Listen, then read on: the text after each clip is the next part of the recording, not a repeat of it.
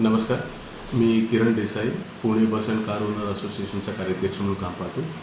नुकतंच राज्य शासनाने एक अध्यादेश काढण्याचं आमच्या कानावर येतं आहे की ज्या शाळा आहेत त्या शाळा आता ऑनलाईन होण्याचे चान्सेस जास्त दिसत आहेत. पण ज्या लोकांनी आता स्कूल बसेस घेतलेल्या आहेत अशा स्कूल बस धारकांनी त्या स्कूल बसेस सांभाळायच्या कशा, त्याचे जे चालक आहेत, त्याचे ज्या मावश्या आहेत, यांच्यासाठी राज्य शासन त्याबाबतीत काय विचार करत आहे. निश्चितच दरवाढ डिझेलची होत आहे, त्याचबरोबरीने डिझेलचा तुटवडा सुद्धा होत आहे.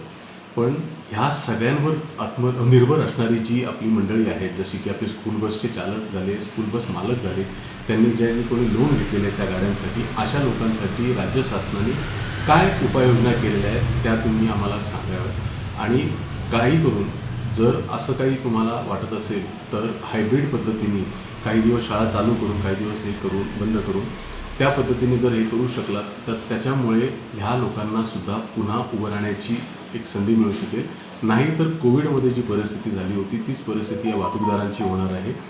आणि हे दरवाढ ज्या पद्धतीने सामान्य जनतेला पोचते किंवा त्या पालकांपर्यंत पोचते त्याच पद्धतीने ह्या दरवाढीचा झळ जी आहे ही एका वाहतूकदार म्हणून किंवा हे वाहन चालक आहेत, वाहन मालक आहेत, त्यांच्यापर्यंतही ती झळ पोचते.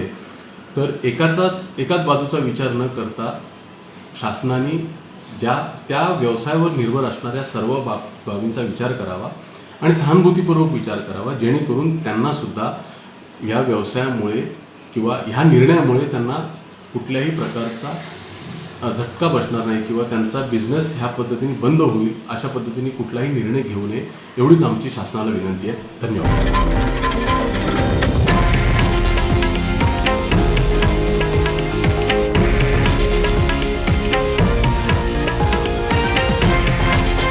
हे आहे देशातील नंबर 1 न्यूज नेटवर्क आणि आपण पाहत आहात TV9 मराठी, एकमेव.